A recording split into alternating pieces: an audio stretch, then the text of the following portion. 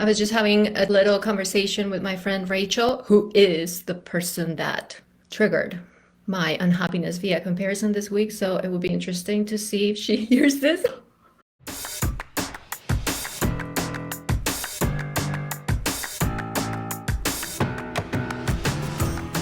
All right, so the subject is, and let's just begin with the trigger. You are happy living your life, and suddenly you read a Facebook post that talks about somebody celebrating their accomplishment, somebody celebrating something exciting in their lives, and your response is pain.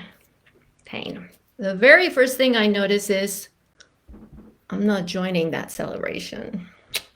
Intentional silence, not hitting love, even though it's something amazing that if you were actually in balance in your life in that moment, you would totally love, you would totally appreciate, you would totally cheer for and express your joy and your love for that. But in that moment, you cannot. It just doesn't come as welcome news.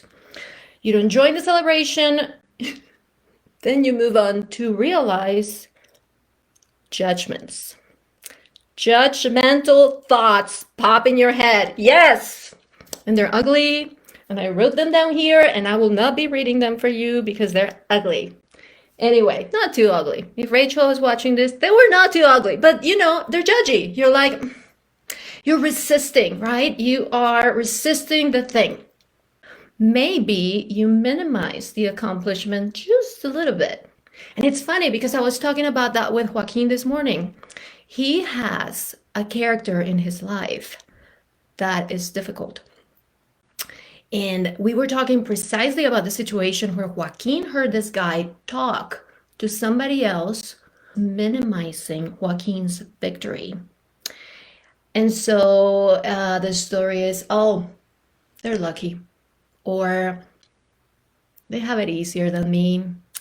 Or there's a reason why I can't do that. You know, like somehow you minimize those accomplishments in your head. I noticed my feelings were between a little bit of anger, a little bit of sadness. It can vary, right? But it's somewhere there. There's a little anger, a little resistance, a little judgment. And then you realize what you actually feel at the bottom of everything is sadness. There's something there, because the truth is that this comes from wanting something and thinking that you don't have it. Whatever is happening in your life right now, your perception does not allow you to join that celebration, and all that pain makes you distance yourself from that story, those characters, that accomplishment. So we could call that jealousy, envy, which is an uglier word in my mind. But as I think about it, I'm like, well, let's just call it something else, because really for me, it comes from wanting. And it's universal because all humans want something. We all want something. So we're telling ourselves the story of how we want this and they have it and we don't. And that's where I'm talking about the comparison, because it usually happens as a comparison between me and them, their success and how I don't have it. I hear comparison stories all the time. They happen in my life. This is why I thought it would be cool to talk about, because I am sure that I, with my celebrations for Joaquin, have triggered those emotions for some people as well. And never be pissed or upset at anybody who would ever tell me that, because it's natural. And again, I believe it comes from wanting, and I believe it comes from something else, which is what I'm going to move and talk about. But before I go there, they can happen in your career or your professional life. There was a time when, as I was going through my Sunrise program, I have forever wanted something else in my life different than mother.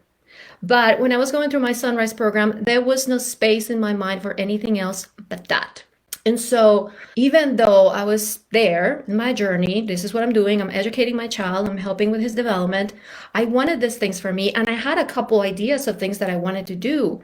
So when I saw a few people close to me that were moving in those paths and were accomplishing things and celebrating their things, it would trigger those kinds of feelings for me. I believe it happens in the parenting journey in general. You don't need to be a special needs parent to suffer these emotions. I bet it happens. But I want to talk specifically about the case of special needs parents because it's usually about comparing our child's progress to somebody else's progress. We're all vulnerable to this no matter where we are. So there may be people that listen to this right now and go, why Maria? Maria, your son is doing amazing. Yes, he's doing amazing. But I'm looking at our steps ahead. So Joaquin could be going to college and I'll be looking at something else. The idea is we're vulnerable because we all are in a journey and we all want things and we're always tracking those things we want. Okay, I had my trigger, journaled a little bit about it, and I noticed some things, and this is exactly what I wanted to share.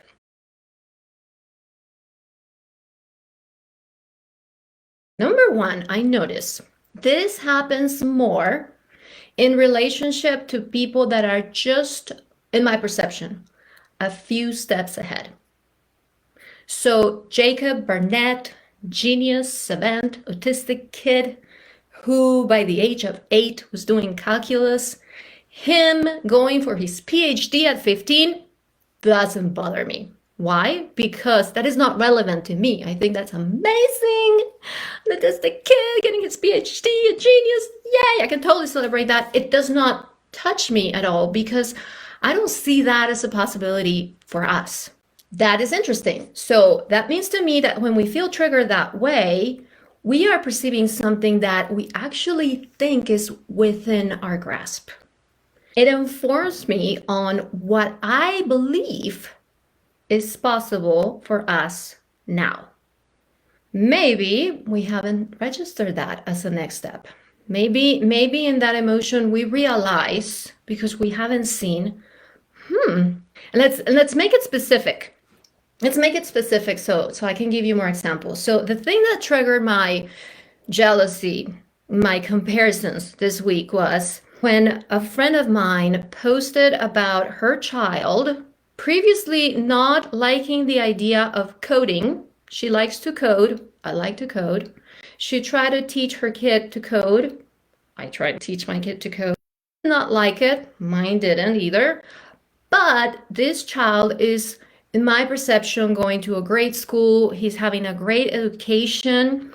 And somehow within what he has access to, a teacher introduced the subject of JavaScript to him in a way that was successful.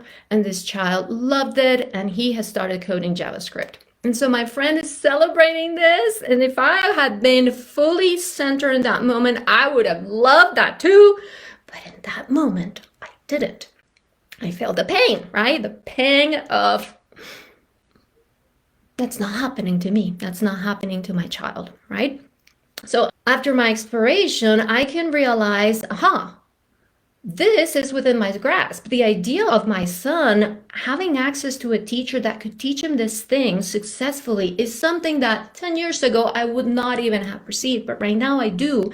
And right now I'm telling myself the story that my son does not have access to that yet. So here's where I can notice I am not fully clear on this. I have my beliefs about what my child can do and what he can do, but at the same time, my emotions are telling me, hey, we're close here. We're close to this thing. So have you registered this possibility, somebody celebrating, as a possibility for you, as a next step for you as well? Maybe you have. Maybe you believe this is a good step. But you are not going there yet. I am not going to put Joaquin in a school like that yet. Why not? Why not? And that question to me is so important because it gives you the chance to realize if you have a limitation, a fear that is not allowing you to go there, or if you have a very good reason and it's just a matter of remembering what that reason is. Maybe you forgot. Maybe you got lost a little bit. So why not? Why am I not doing that? Maybe you have tried. Maybe you have tried to do the thing that this other person is doing and accomplishing right now. Then what's missing? What is it that is missing in your attempts? what could you learn from that journey, perhaps?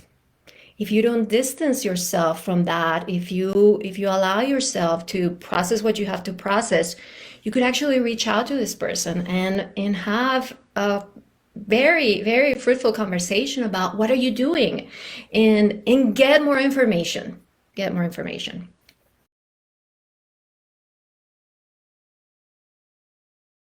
The other thing that I notice is that it usually happens when I am not in balance at that point in my life. When I am happy, when I am running my program, when I am doing my homeschooling, when I am feeling like I'm rocking it, like I'm nailing it, like I'm attuned to my child, I'm giving him the opportunities, and I don't necessarily have the evidence that it's working, but I have the belief that we're moving there. When I'm in that spot, every accomplishment from everybody else that I can compare myself with is experienced as joyful and amazing. When I don't experience it that way, it's because I am not in balance. Again, information.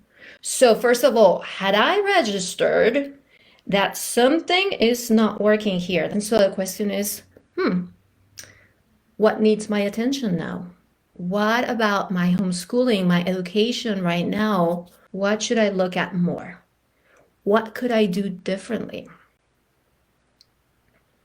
The next thing is, I'm not in balance in my current life. That's information. What is it that's missing in my joy right now? Why am I not enjoying now? Why am I not fully engaged in what I'm doing? Why am I not fully owning it? What is it? These are opportunities for you to explore and get a little bit more clear about you and what you're doing and why you're doing it. Maybe I feel like I am not working towards that goal. That's what I find. I notice my friends that are going for these coaching careers 5 years ago, and I'm like, I'm not doing that. Well, of course they're accomplishing these things because I'm not going for a coaching career right now. Yeah, you're not. Why not? Why not again? So why not? Well, because it's not time. It's not time for me to do that. I don't want to spend my time going out for these dreams when I have a child still doing these things at home. And I am the person that is going to help him develop all these skills. And I believe in the end, it's going to be more important for me to help my child grow and become independent so that then later I don't have to worry so much about and I can actually go for those dreams. So why am I not doing that those people are doing and rightfully accomplishing? In that why not, there's the possibility of realizing again that you actually want to go for that, and then why are you not? Or there's a reason why you're not doing that. And so then own it. Just own it. And in these opportunities is when we come to clarity, we come to center, we come to own our choices. And if that is the thing that was kind of bringing us out of balance, then balance comes from that ownership again.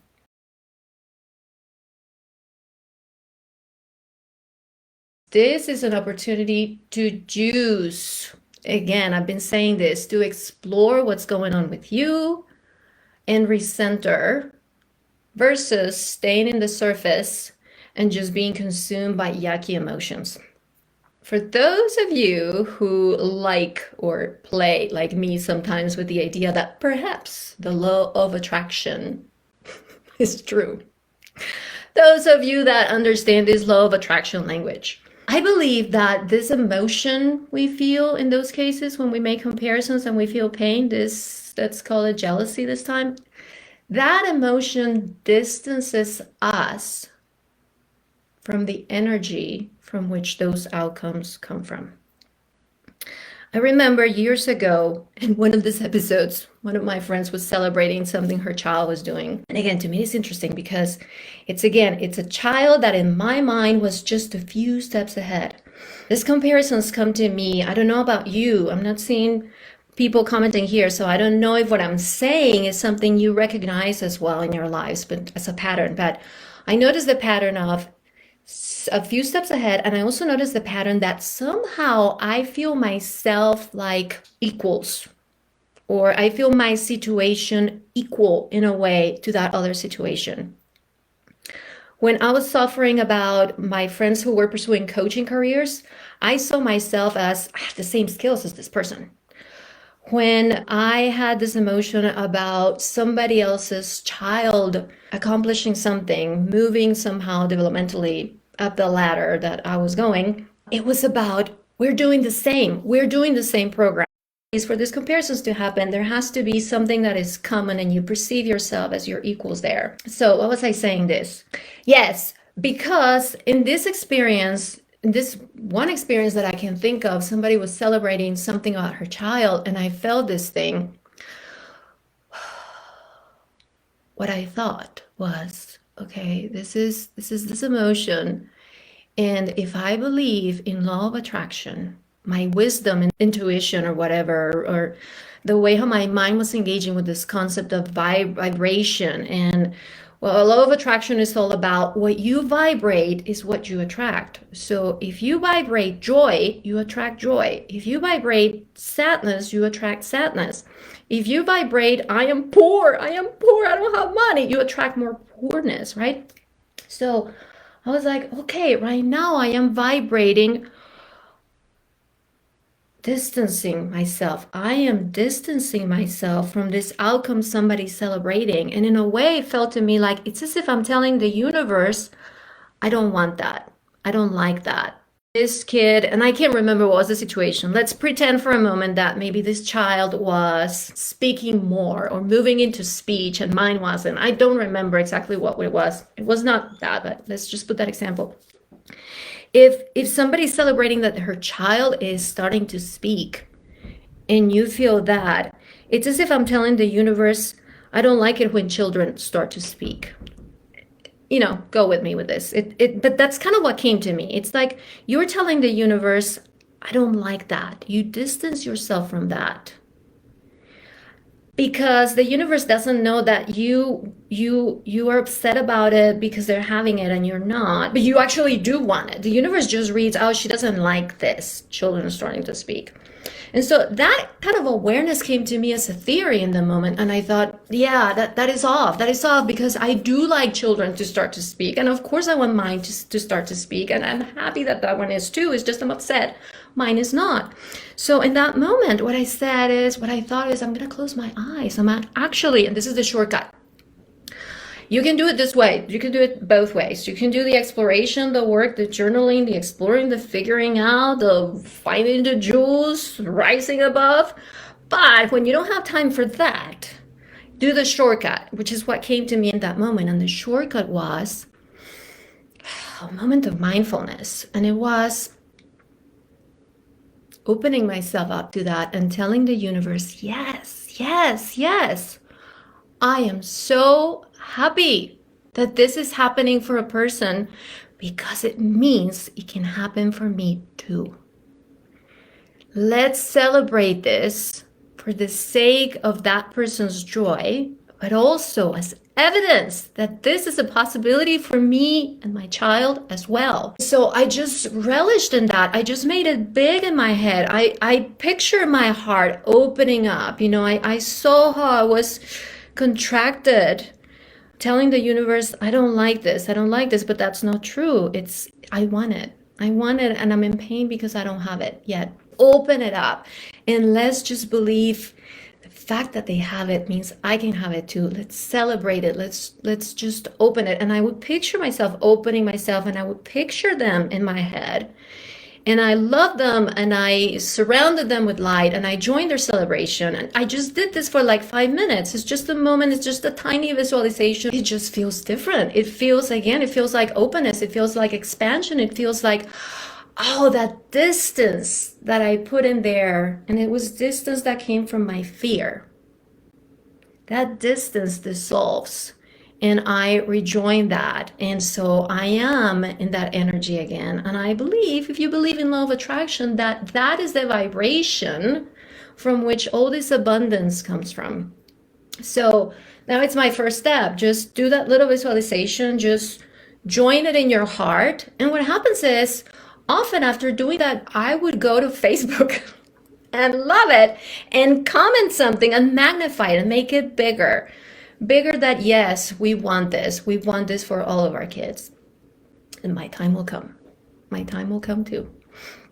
This is cute because it's actually happened a few times. There's been a few times that I have posted something about my child, and I have seen sometimes people post back something like, this is so exciting. It makes me believe that my child is gonna get there. And when I hear that, I'm like, that is the vibration. That is the mindset in which these things can happen.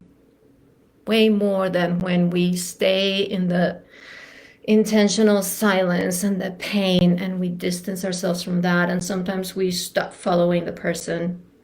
Actually, I stopped following a person once, and that's what I needed to do in the moment, because I was not doing the work or whatever. So that's what you need to do. That's what you need to do. But I encourage you, I invite you to, rather than staying there, get deep, especially if this is something that recurs. If it is something that happens a lot, I invite you to explore it, because there is opportunity for you to get more clear about what you're doing when you use these moments of unhappiness to learn more about yourself.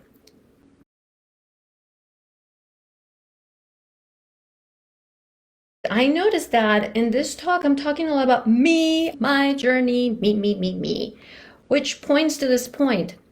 It is ego driven. As parents, we all fall in this trap. We see as a reflection of ourselves, and we get in a lot of trouble over that little trap. What we see our children accomplishing tells us something about ourselves. And so a question that I wanted to ask was, is this discomfort that I'm feeling about something I want for me, something that has to do with me, or is it about something that has to do with my child, or is it both? And I think it usually is both. It's both. It's very hard to think of a time when something like that has happened and there has not been a little bit of ego in that mix. So a useful question for me to ask in those cases is, which piece in here has to do with my ego and which one doesn't? Because the piece that has to do with my ego, I can just let that one go. As soon as I see it, here you are. It's just let it go. So, like, to give you a little example, in my case about my friend celebrating her child learning JavaScript, the piece of my ego that was there is like, I am a web designer. I code. I would love it if my son got into coding as well. I tried it too. He's not interested. So that was the little piece of me that was a little bit, that felt a little personal. Like if we had been talking about some other accomplishment, maybe I wouldn't have had the same response. But the fact that this was coding, and coding is personal, and I identify a little bit with that. Who am I? What do I think I am and my kid is? And so that is when we get in trouble. So, okay, cool. So I can just toss that away. I can toss it away.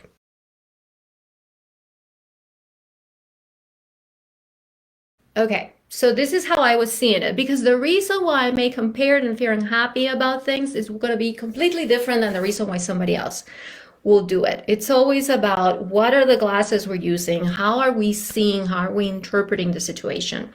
And so when I heard that this cool kid was learning JavaScript, what I thought was, oh, JavaScript is a job income producing skill. This is something that you can live from. You can live from a functional, practical, in-demand skill like this. And I believe my son will need skills like this in order to survive. I want him to have those skills. That's the want. Here comes the fear. We are not learning those skills right now. Fear and also a little bit of belief. Are we not? Maybe we are. Not JavaScript, but maybe we are nurturing some other functional skills that also could produce an income. Next fear. I am not sure that we will end up in that outcome that I want for him. So down in the future, all I want is my son to have the ability to support himself. right? So the fear is, oh, gosh, we're still not going to an awesome school like that. We still don't have those fabulous, expert, wonderful teachers teaching my son this kind of stuff like that. We are in a different journey, and that journey scares me sometimes. So I'm not sure we'll end up in that dream outcome for him. And then the belief is because my son is not yet able to access that education. I just cannot put Joaquin in a school like that. He's not ready for that yet. We are, during the pandemic, building his tolerance to go to a school that is a step above the level of stretch than the place where he was before. And we are nurturing those things. But this is our journey. This is our journey. Again, always remember, everybody has their own journey. And use these opportunities as information about what are your next steps, and are you going there? Are you not? Why not? Get clear about those things.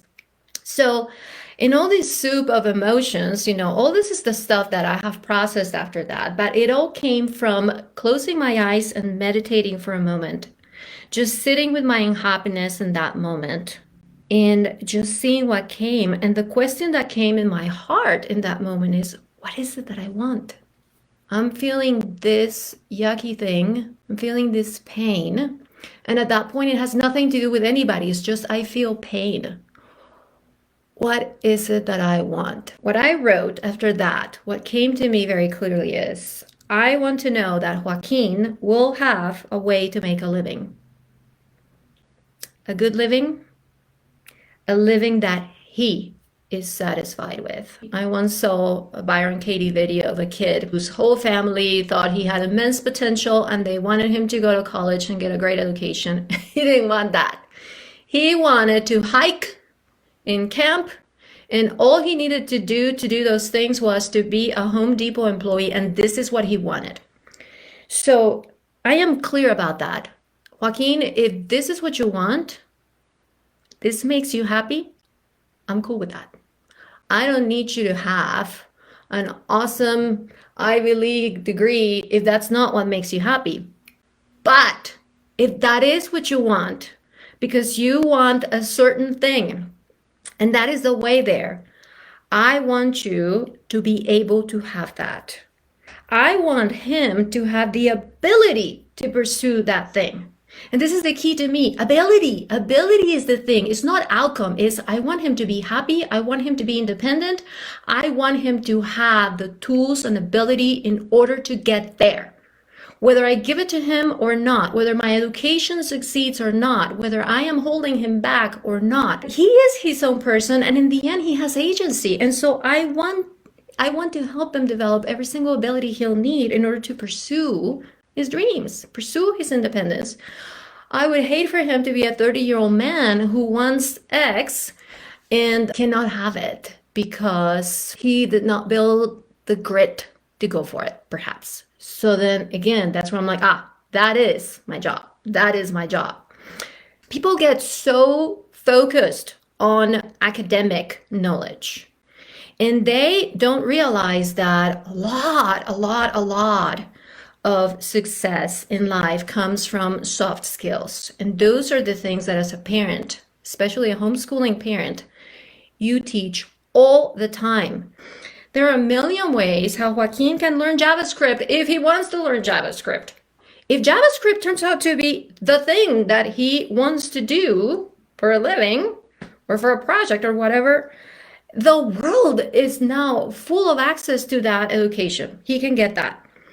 What I want and what I'm afraid of is, does he have the ability to go and get that education? That is my focus right now. Over and over, I say this. What I want right now is Joaquin to have the ability to learn whatever it is he chooses to learn now or in the future. So ability is what I'm nurturing right now. Ability to learn, ability to teach himself, ability to work towards his goals, ability to provide a service or a product that brings him some income, survival, and joy in the future.